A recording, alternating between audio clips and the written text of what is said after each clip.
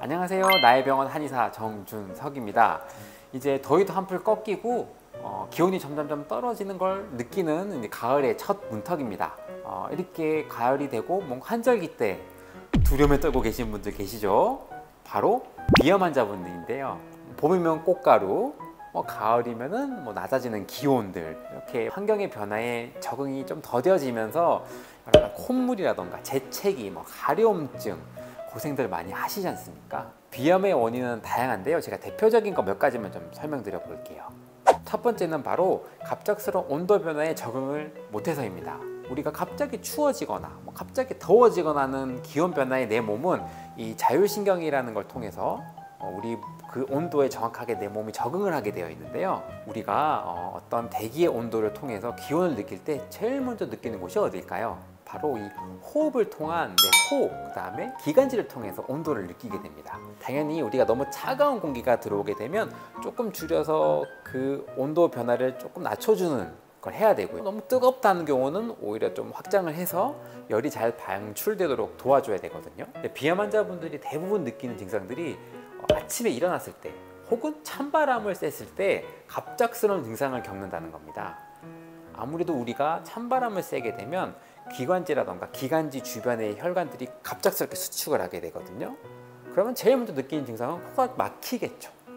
막히면서 호흡이 좀 불편해지기도 하고요.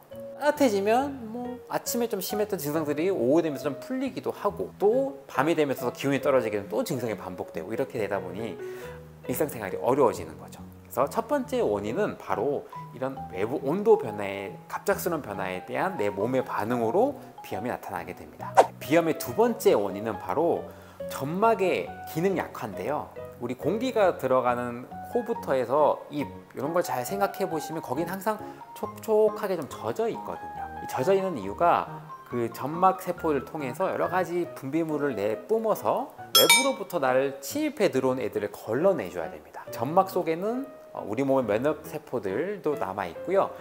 하다못해 먼지가 들어왔을 때도 그 점막을 통해서 더 깊숙이 들어가지 않도록 걸러내줘야 되거든요. 근데 환절기에 이 점막 세포가 제 기능을 못함으로 인해서 건조해져 버리는 겁니다. 그래서 아침에 일어났을 때나 저녁 때 코가 막히는 건 첫 번째고요. 두 번째는 이제 바싹바싹 마르기 시작합니다. 그래서 비염 환자분들이 막 콧물이 많아질 수는 있지만 실제적으로 콧물이 심하게 난 이후에 극심한 건조감을 많이 느끼거든요.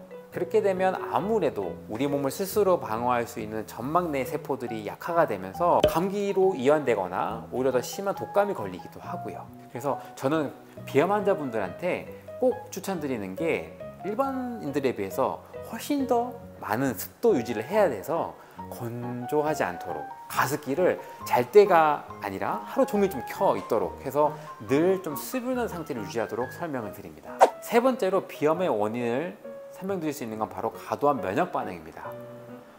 아직 명확하게 밝혀진 건 아니지만 비염 환자분들의 어떤 혈액이나 이런 걸 분석을 해보면 우리 염증 반응들이 남들에 비해서 과민하게 반응하는 경우가 좀 있거든요.